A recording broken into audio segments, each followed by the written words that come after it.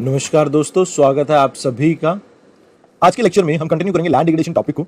अब इसमें हम सोल्यूशन में जानने की कोशिश करेंगे फॉरेस्ट के बारे में। अब फॉरेस्ट हमने कई बार कहा है कि एफॉरेस्टेशन, रिफॉरेस्टेशन, बट एक्चुअल में फॉरेस्ट कितने टाइप के, कितनी वैरायटी के इंडिया में मिलते हैं वेजिटेशंस, हम उनके बारे में जानने की कोशिश करेंगे। तो अगर हम बात करें कि भारत के अंदर सबसे पहले कहां पर ट्राई किया गया था फॉरेस्ट की क्लासिफिकेशन को, तो 1935 में अनडिवाइडेड जो इंडिया था उसमें एक पर्सन थे एच.जी. चैंपियन करके। इन्होंने very first time tried to classify Indian vegetation, but इतने अच्छे तरीके से तो ये नहीं कर पाए थे। तो इनके वर्क को 1968 में एस.के. सेठी जी ने और अच्छे से रिफाइन किया और क्लाइमेट, वेजिटेशन और सॉइल के बेसिस पे इंडिया की वेजिटेशन को, नेचुरल वेजिटेशन को कुछ कैटेगरीज में डिवाइड किया। जैसे ब्रॉड कैटेगरीज की अगर मैं बात करूं तो पहली होती है जैसे एवरग्रीन फॉरेस्ट।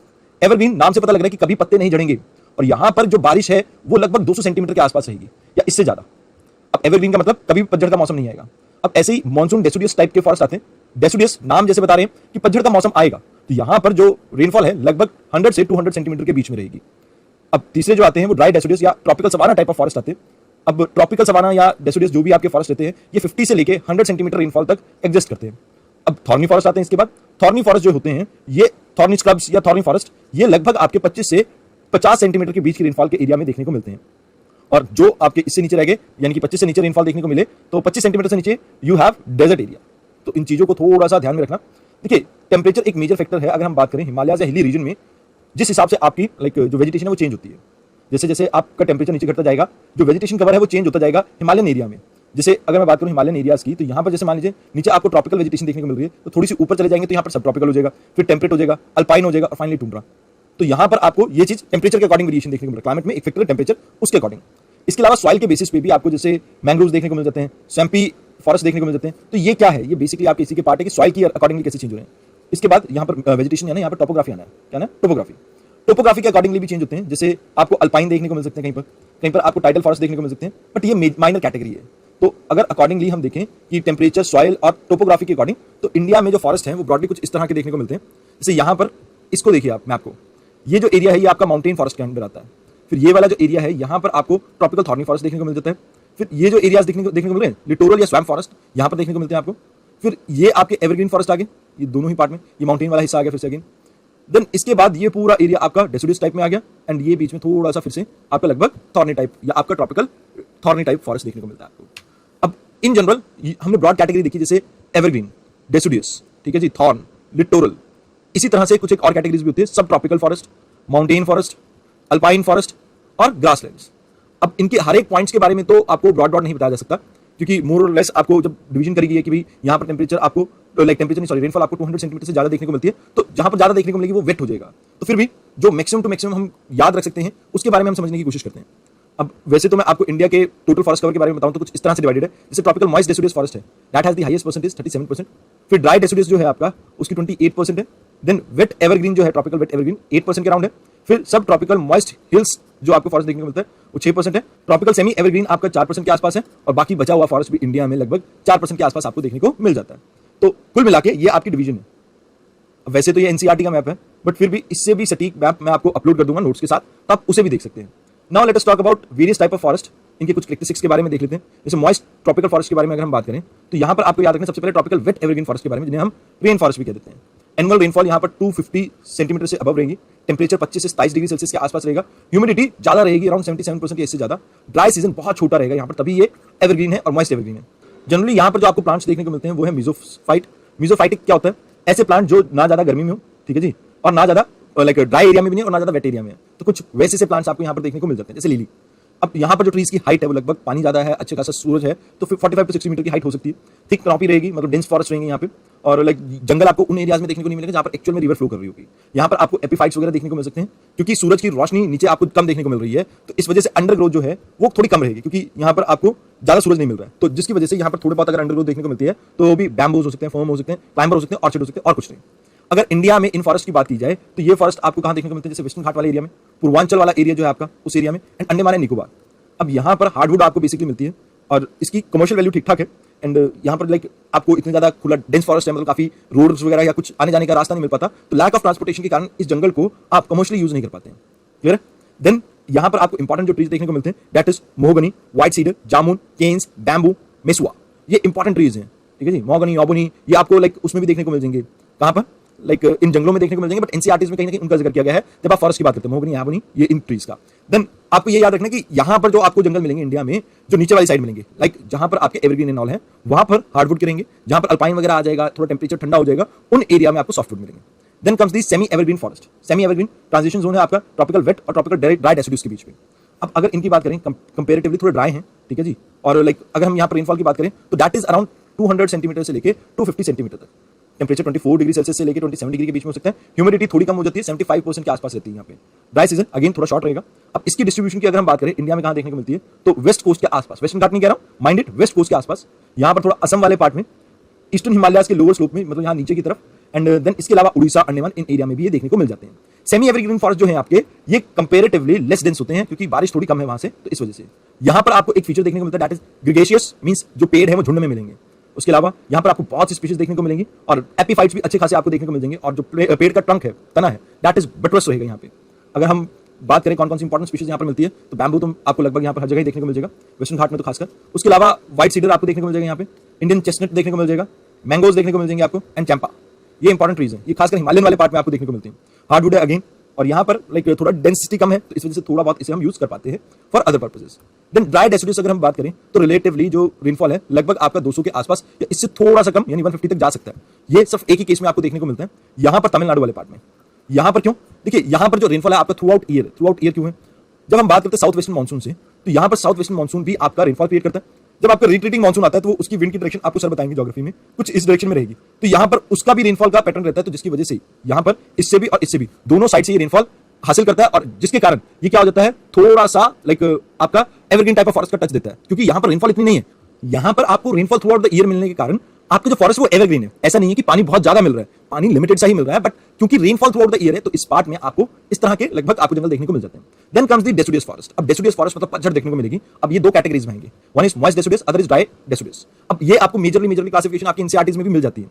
अगर हम यहाँ पर बात करें तो एनुअल जो टेम्परेचर रेनफॉल रहेगा that is around 100 to 200 centimetre के आसपास, टेम्परेचर 27 डिग्री से ज्यादा रहेगा, एंड एनुअल जो ह्यूमिडिटी रहेगी वो 60 से 75 सेंटीमीटर मतलब % के आसपास रहेगी। और स्प्रिंग और समर ये अलग अलग मौसम आएंगे पतझड़ नाल के, तो यहाँ पर आपको कुछ चीजें याद रखनी है कि लाइक मॉइस्चर सफिशिएंट होता है, बट जो ट्रीज हैं वो अर्ली स्प्रिंग में अपने पत्तों को झाड़ देंगे, गिर देंगे, ठीक है जी, अर्ली समर और अर्ली मतलब स्प्रिंग में और अर्ली समर में।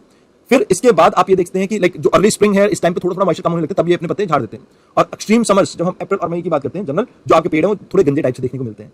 अब यहाँ पर भी तने जो हैं वो थोड़े बटरस रहेंगे, साथ के साथ आपको इन जंगलों में अंडरग्रोथ काफी अच्छी खासी देखने को मिलेगी, बिकॉज लाइट यहाँ पर आएगी। एंड फॉरेस्ट कवर जो है, मतलब फॉरेस्ट जो ये ऑक्यूपाई करता है, लगभग आपका लार्जर एरिया कवर कर रहा है as compare to your evergreen forest. साथ के साथ ये जो फॉरेस्ट है आपका, ये ज्यादा एरिया कवर कर रहा है as compare to evergreen forest. अब यहाँ पर आपको इसकी डिस्ट्रीब्यूशन के बारे में पता होना चाहिए। जो बेल्ट है आपकी वेस्टर्न घाट वाली, उसके आसपास जहां पर एवरग्रीन मिलता है, उसके साथ साथ आपको ये भी देखने को मिलता है।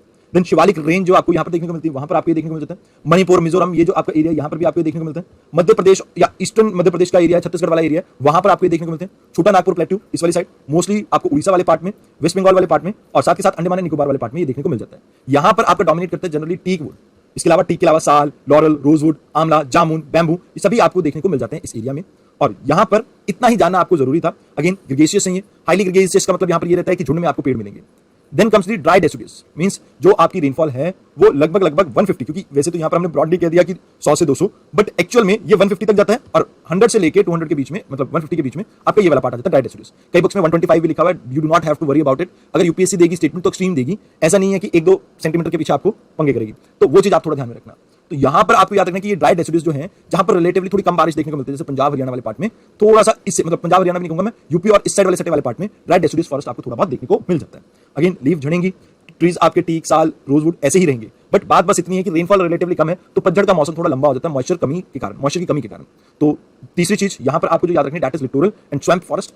तीसरा इंपॉर्टेंट फॉरेस्ट है हमारा, ये जो फॉरेस्ट एरिया है, ये ब्रैकिश वाटर में भी, फ्रेश वाटर के साथ साथ ब्रैकिश वाटर में भी सर्वाइव कर सकता है। मतलब ब्रैकिश वाटर क्या मिक्सचर है आपका सी वाटर का और फ्रेश वाटर का, तो इसकी जो लाइक पार्ट पर 1000 जो होते हैं, दैट इज अराउंड 35 अराउंड, मतलब 0.5 से लेकर 35 के around. And if we talk about, ये आपको टाइडल इन्फ्लुएंस एरिया में भी देखने को मिलते हैं, डेल्टा एरिया में भी देखने को मिलते हैं, ईस्टर्न एरिया में भी देखने को मिलते हैं, और क्रीक एरिया में भी देखने को मिलते हैं। तो मींस जहां पर भी आपको दोनों टाइप के पानी को मिलते हुए मिक्सचर को देखते हो, उन सभी एरिया में आपको ये देखने को मिल सकते हैं। लिटोरल फॉरेस्ट अगर हम बात करें, सेवरल प्लेसेस पे आपको देखने को मिलते हैं कोस्ट के अलाउंग। वेयर स्वैम्प फॉरेस्ट आपको कहां पर देखने को मिलते हैं? स्वैम्प यानी देखो, लिटोरल ब्रैकिश वाटर में देखने को मिलते हैं ऑलमोस्ट, स्वैम्प आपको देखने को मिलेंगे थोड़े फ्रेश वाटर में। स्वैम्प की यहाँ पर स्पेलिंग गलत है, SWAMP स्वैम्प। अब यहां पर ही आपको देखने को मिलते हैं जैसे गंगा वाले एरिया में, फिर महानदी वाले एरिया में, गोदावरी वाले एरिया में, कृष्णा वाले एरिया में और कावेरी वाले एरिया में। मैंग्रोव्स इन्हीं का पार्ट आ जाता है जो स्ट्रीज और टाइडल वाले एरिया में देखने को मिलते हैं। जैसे सबसे ज्यादा अच्छे से आप जिस लिटोरल या स्वैम्प फॉरेस्ट को जानते हैं, दैट इज सुंदरवन एरिया। ठीक है जी, स्वैम्प और लिटोरल में लगभग आप ये फर्क मान के चलिए कि लिटोरल फॉरेस्ट आपको कहां पर मिलेंगे, कोस्टल एरियाज में देखने को मिलेंगे जनरली। एंड अगर हम टिम्बर की बात करें तो यहाँ पर बहुत सी ऐसी टिम्बर मिलती है जो कंस्ट्रक्शन के अंदर यूज कर सकते हैं हम। जैसे सुंदरी ट्री है, जिसके नाम पर सुंदरबन का नाम है, सुंदरी ट्री यहाँ पर मिलती है। आगर, ठीक है जी, स्क्रू पाइन, केन, पाम्स, ये सभी इंपॉर्टेंट ट्रीज हैं जो आपको इस एरिया में देखने को मिल सकते हैं। देन जैसे कि मैं आपको इसके बारे में तो बता ही चुका हूं कि ड्राई एवरग्रीन फॉरेस्ट के बारे में, कि ये आपको अलॉन्ग दी तमिलनाडु कोस्ट देखने को मिलता है। एनुअल रेनफॉल लगभग 100 सेंटीमीटर के आसपास मैंने आपको बताया था इसका। देन टेम्परेचर अराउंड 28 या इससे ज्यादा रहेगा, ह्यूमिडिटी 75 रहेगी। लाइक एवरग्रीन एरिया है तो यहाँ पर आपको याद रखना है कि rainfall through out the year देखने को मिलेगी।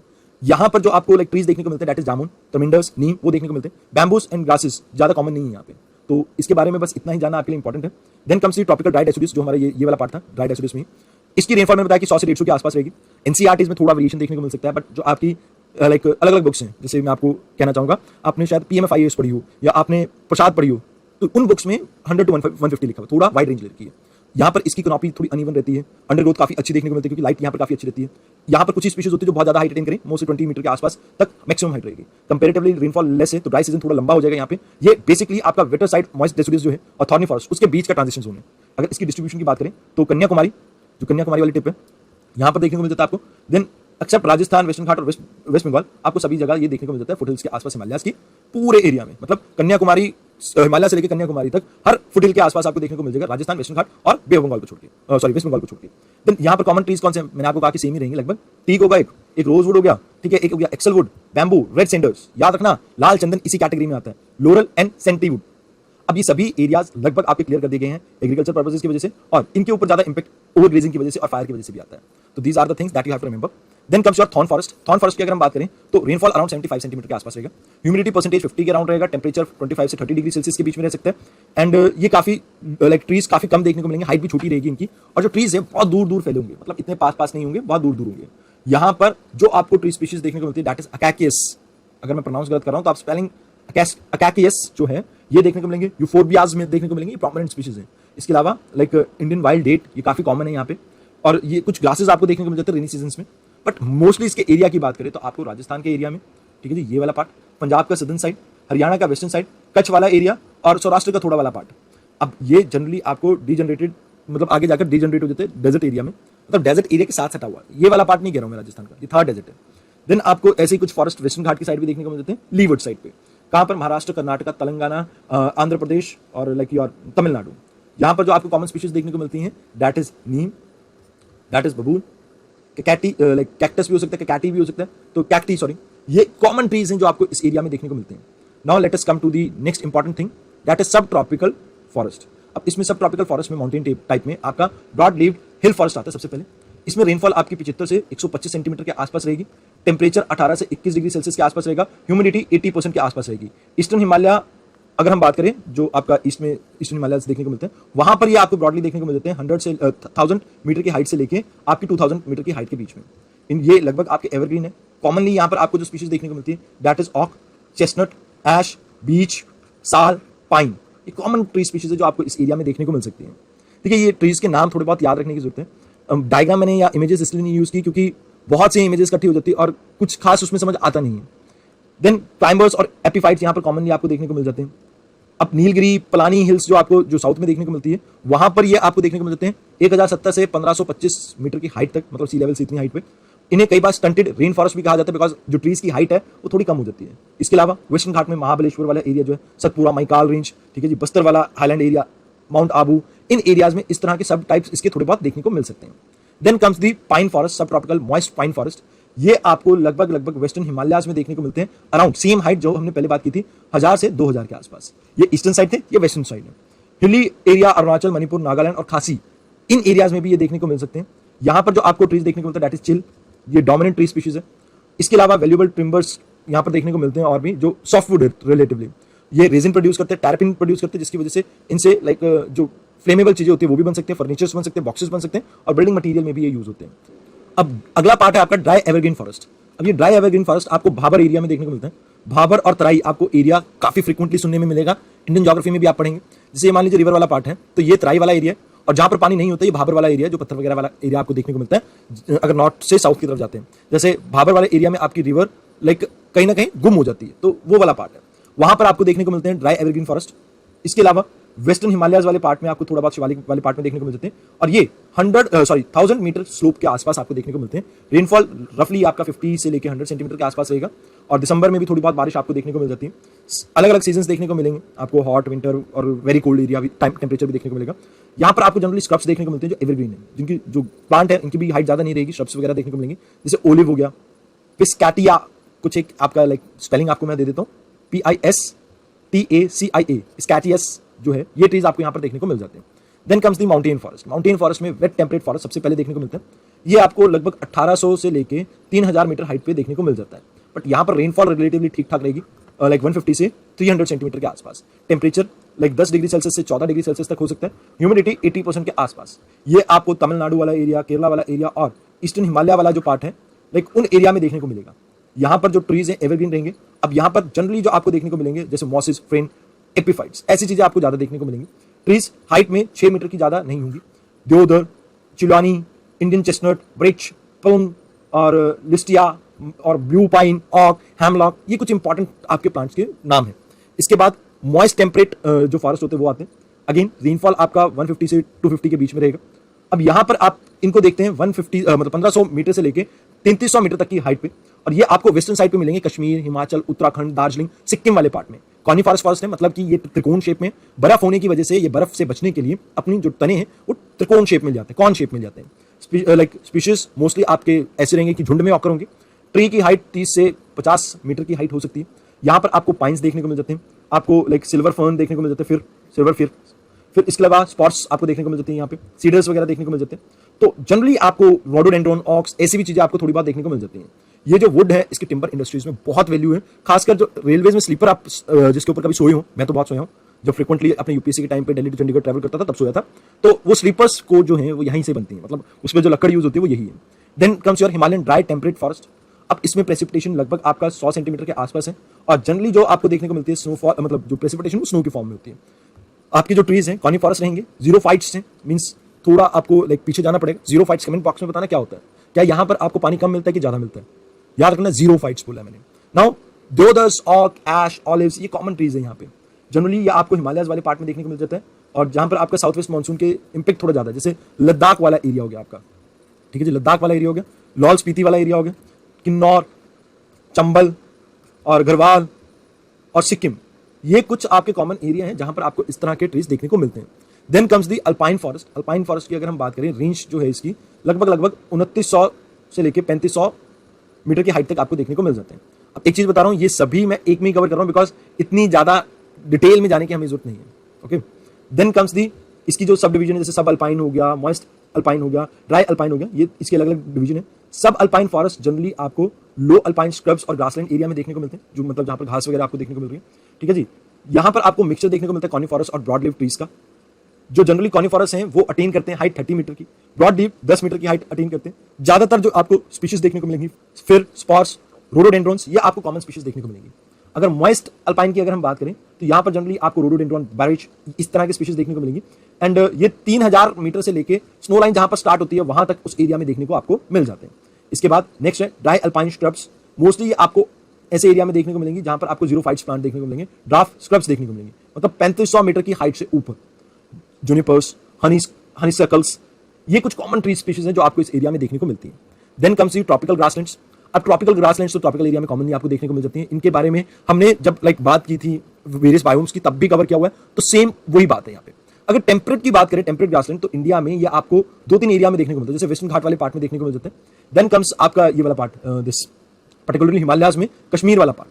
कश्मीर में जितने भी मर्ग्स हैं, गुलमर्ग, सोनमर्ग, वो आपके टेम्परेट ग्रासलैंड वाली कैटेगरी में आ जाते हैं। Then comes the bugyals area, जो लाइक आपको उत्तराखंड में देखने को मिलता है। तो सभी एरियाज आपको जहां पर गद्देज वगैरह, भूतियाज, ये ट्राइब्स देखने को मिलती हैं, आपको एनसीईआरटीज में नाम भी मिल जाएंगे इनके, वो एरिया सारा आपका ग्रासलैंड की कैटेगरी में आते हैं। मोर और लेस फीचर्स इनके पहले हमने बायोम्स वाले पार्ट में कवर किए हैं, so that's why we need not to bother about that. Now let us talk about bamboo resource of India, because bamboo important है। बैम्बू काफी फास्ट ग्रो करता है, पेरेनियल है, थ्रू आउट ईयर ग्रो करता है। ये ग्रो करता है एक रूट सिस्टम से जिसका नाम आपका राइजोम करके पड़ता है। ये बेसिकली डेंस रूट सिस्टम है जहां से ग्रो करता है, और ये लगभग हर क्लाइमेटिक कंडीशन में ग्रो कर जाता है, चाहे ट्रॉपिकल हो, सब ट्रॉपिकल हो, माइल्ड टेम्परेट हो, एवरीवेयर।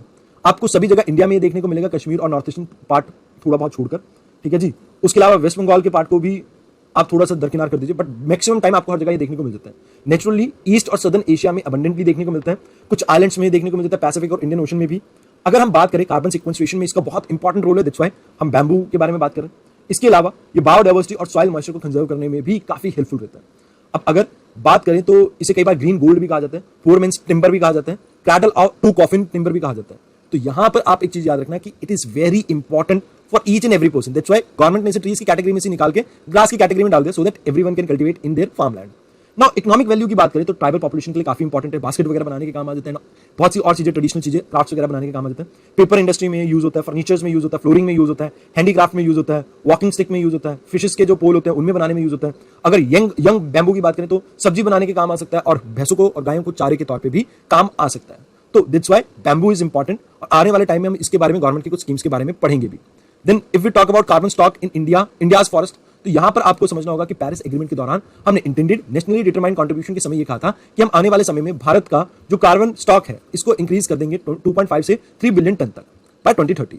अब इसके बारे में, कार्बन स्टॉक इंडिया के बारे में जानने की कुछ इंपॉर्टेंट बातें, जैसे अरुणाचल प्रदेश है, यहां पर आपको हाईएस्ट कवर फॉरेस्ट देखने को मिलता है, तो कार्बन स्टॉक यहां पर ज्यादा है। इसके बाद आपका महाराष्ट्र, मध्य प्रदेश आ जाता है, छत्तीसगढ़ और महाराष्ट्र।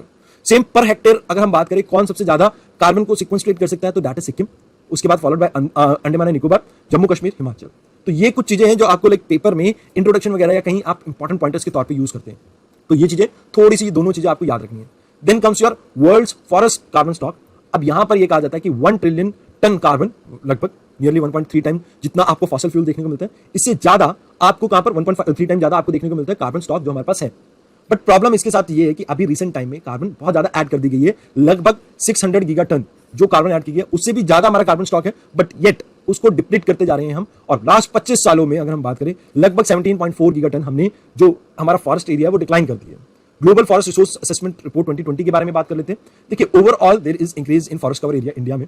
इंडिया के अलावा दो देश और हैं जो बहुत अच्छा परफॉर्म कर रहे हैं, चाइना एंड ऑस्ट्रेलिया। यहां पर भी नेट गेन देखने को मिला है। 2% एरिया जो है वर्ल्ड का फॉरेस्ट कवर का, वो इंडिया में आता है। एशिया हाईएस्ट नेट गेनर है अगर हम बात करें 2010 से 20 के बीच में फॉरेस्ट के बारे में। इंडिया ने joint forest management program launch किया था, इसके बारे में आने वाले लेक्चर्स में पढ़ेंगे भी। इसकी वजह से बेसिकली यहाँ पर कम्युनिटी लेड डेवलपमेंट और फॉरेस्ट एरिया के बारे में बात होती है, तो इसकी वजह से हमारे जो फॉरेस्ट कवर एरिया इसमें इजाफा देखने को मिला। जैसे community manage forest area Bharat में कभी 0 हुआ करता था 1990 के दशक में, अभी ये बढ़कर लगभग 25 मिलियन हेक्टेयर के आसपास पहुंच चुका है 2015 के आसपास। मैक्सिमम इंप्लॉयमेंट अगर हम बात करें फॉरेस्ट्री सेक्टर में इंडिया में देखने को मिलती है।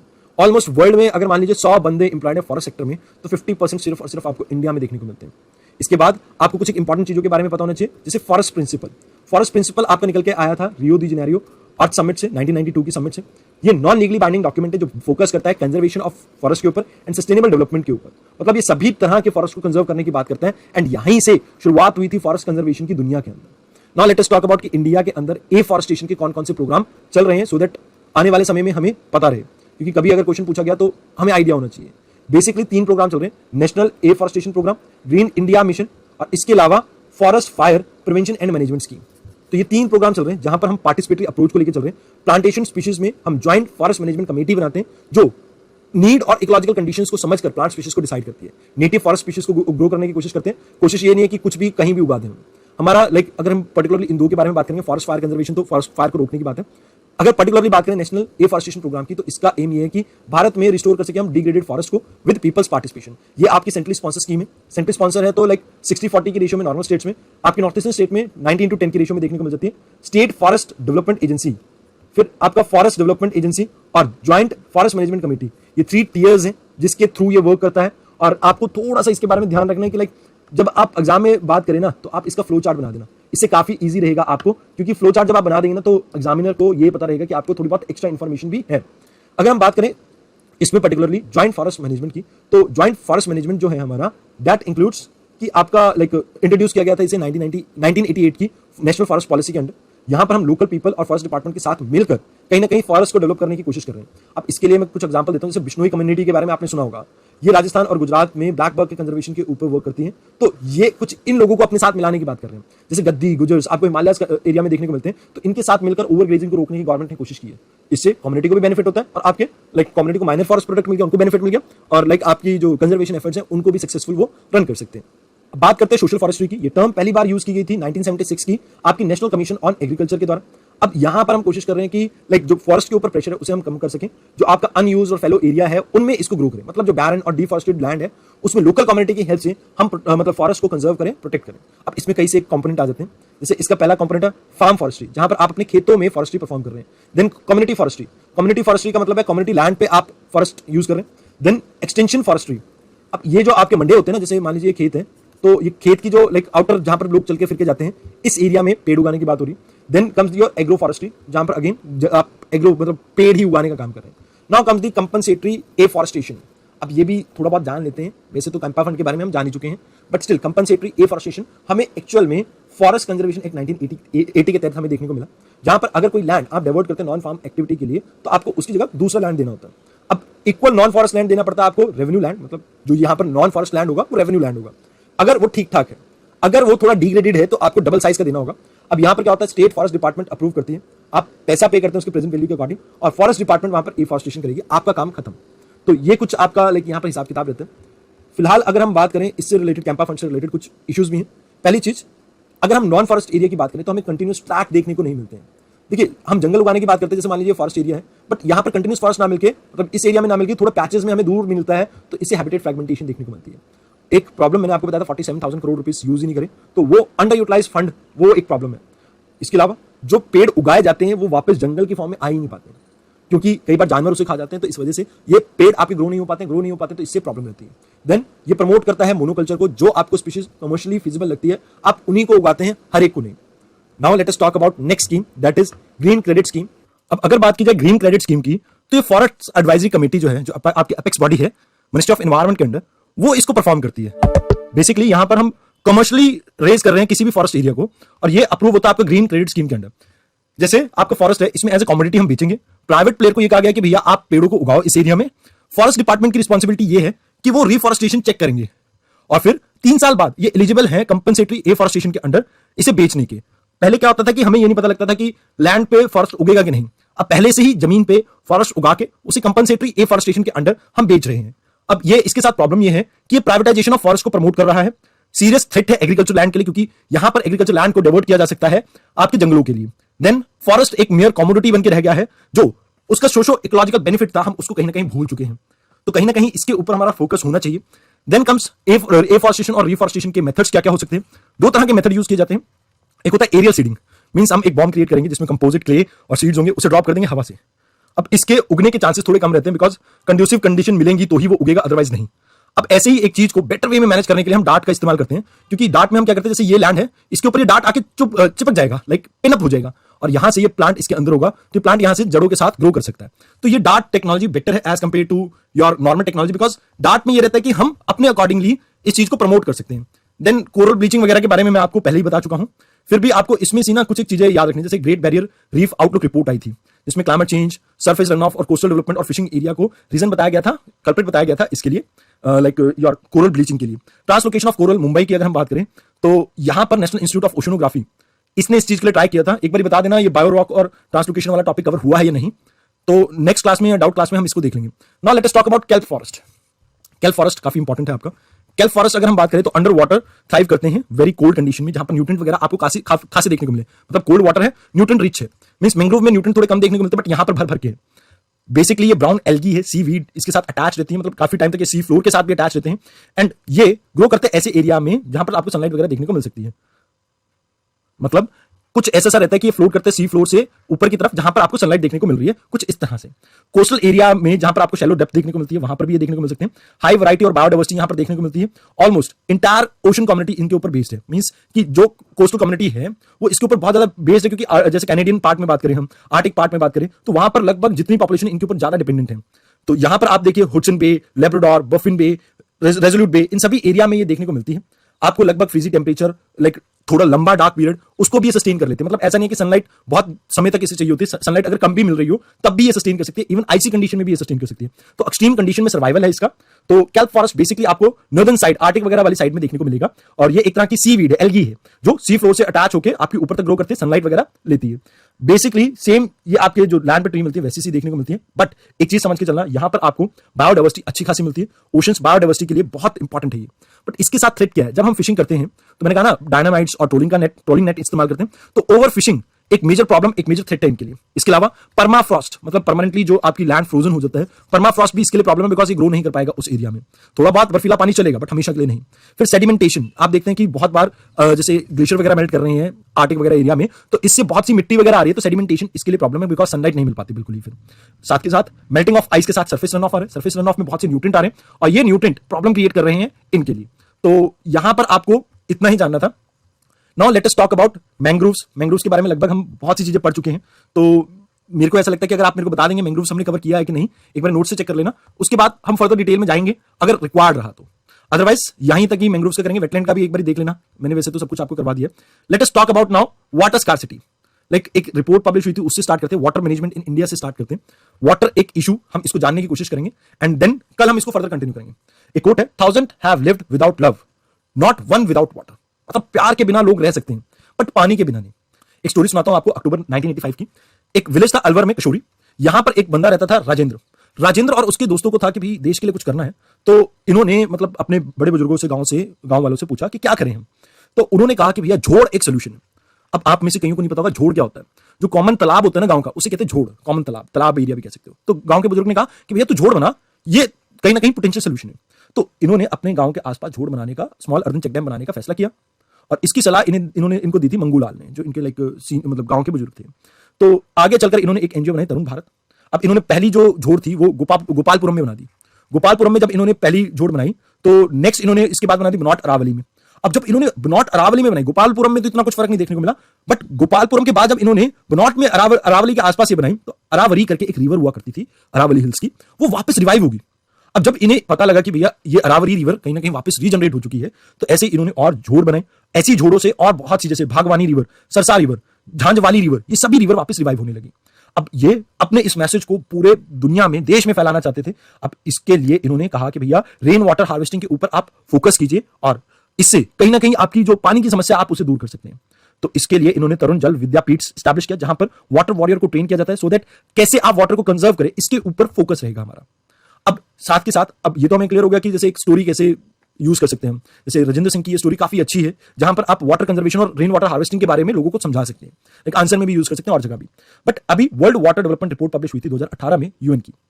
इसमें एस्टिमेट लगाया गया कि लाइक अगर हम बात करें ऑल ओवर वर्ल्ड, तो लगभग हमें 46 क्यूबिक किलोमीटर पर ईयर पानी की जरूरत होगी 2050 तक, और ये आने वाले समय में और ज्यादा बढ़ भी जाएगी। अभी ग्राउंड वाटर यूटिलाइजेशन अगर एग्रीकल्चर की बात करें तो लगभग 800 क्यूबिक किलोमीटर के आसपास है पर ईयर, विच इज 67, जिसमें से % आपका यूज कर रहा है इंडिया, चाइना, ईरान और पाकिस्तान। 1/4 जो पॉपुलेशन दुनिया की है वो सीवियरली वाटर स्कार्स्ड एरिया में रह रही है।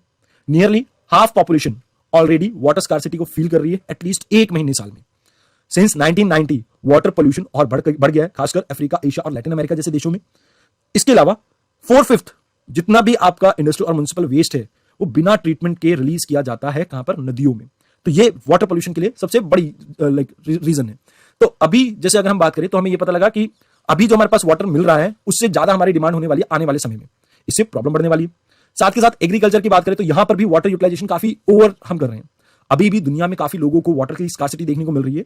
तो इसमें आपकी एक WWF ने एक रिपोर्ट पब्लिश की थी, 100 cities world including 30 in India faces severe water scarcity by 2050। मतलब अब ये जो ऊपर वाली रिपोर्ट पब्लिश हुई थी इसी को आगे कंफर्म किया world wide fund for nature ने कि भैया आने वाले समय में भारत में एटलीस्ट 30 ऐसे शहर होंगे जो पानी की स्कार्सिटी को फेस करेंगे। और ये ऊपर भी कहा गया। अब पानी की स्कार्सिटी और इनके बारे में हम समझेंगे क्या होता है क्या नहीं, बट सबसे पहले आपको समझना होगा कि जैसे जयपुर हो गया, इंदौर हो गया, थाने हो गया, ये टॉप रैंक सिटीज हैं जहां पर पानी की कमी सबसे ज्यादा देखने को मिलेगी। इसके बाद मुंबई, कोलकाता, दिल्ली ऐसे शहर हैं जहां पर आपको पानी की कमी मेट्रो सिटीज में देखने को मिलेगी। अब वाटर स्कार्सिटी और स्ट्रेस दो अलग सिचुएशन है, पहले आप इन्हें समझिए। Lack of water availability, supply नहीं है, वो एरिया को हम वाटर स्कार्सिटी वाले एरिया कहते हैं। जैसे राजस्थान हो गया, गुजरात हो गया, ठीक है, रेन शेडो एरिया हो गया, पेनिनसुलर पार्ट का, तो ये सभी आपके किस में आ जाते हैं, इसमें आ जाते हैं। देन वाटर स्ट्रेस एरिया कौन से होते हैं?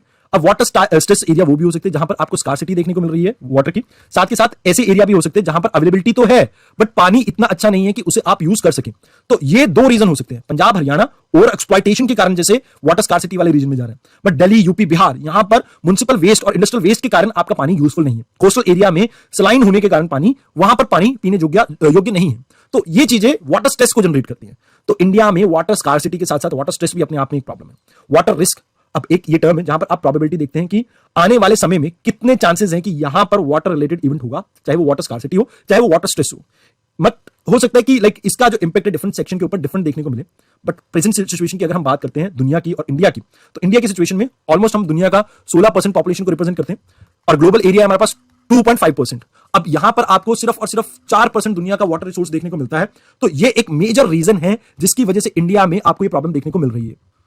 अब एस्टिमेट वाटर रिजर्व अगर हम पोटेंशियल की बात करें तो इंडिया के पास अप्रोक्सीमेटली 2000 के आसपास क्यूबिक मीटर लाइक अपने पास है, ऐसा हमारा सेंट्रल वाटर कमीशन ने कहा। अब इसमें अगर हम बात करें तो लगभग जो एस्टिमेटेड यूटिलाइजेशन हमारी है वो अराउंड 1000 के आसपास देखने को मिलती है, जिसमें से 690 हम सरफेस से ले रहे हैं, 690 के अराउंड, और 432 हम ग्राउंड वाटर से ले रहे हैं। आने वाले